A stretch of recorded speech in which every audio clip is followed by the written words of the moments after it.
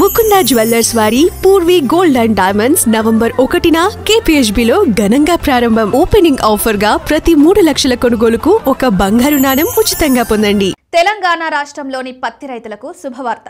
Cotton corporation of India ద్వారా తెలంగాణ రాష్ట్ర వ్యాప్తంగా పత్తి కొనుగోలు చేయడానికి పత్తి కొనుగోలు కేంద్రాలను ఏర్పాటు చేశారు.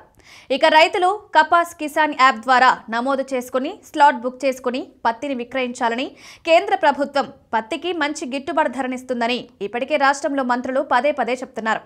ఇదే క్రమంలో తాజాగా రాష్ట్ర అటవీ పర్యావరణ శాఖ మంత్రి కొండా సురేఖ కూడా పత్తి రైతులకు శుభవార్త చెప్పారు.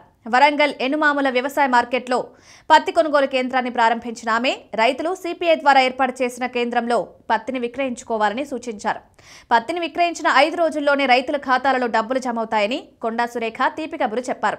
నాణ్యమైన పత్తిని తీసుకువచ్చి గరిష్ట ధర పొందాలన్న మంత్రి రైతు సంతోషంగా ఉంటేనే దేశం సంతోషంగా ఉంటుందని పేర్కొన్న ఆమె రైతులు నాణ్యమైన పత్తిని తీసుకొచ్చి గరిష్ట ధరను పొందాలని మంత్రి సురేఖ సూచించారు.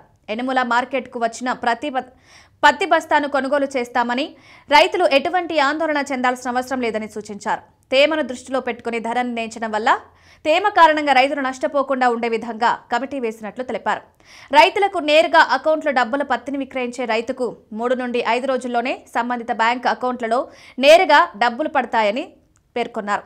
రైతు సంక్షేమం కోసం రాష్ట్రంలో 24 గంటలు నాణ్యమైన విద్యుత్ సరఫరా చేస్తున్నామన్నారు. రేవంత్ రెడ్డి సారథ్యంలో రైతు రుణమాఫీ చేసిన ఘనత తమ ప్రభుత్వానికి దక్కుతుందని కొండా సురేఖ అన్నారు.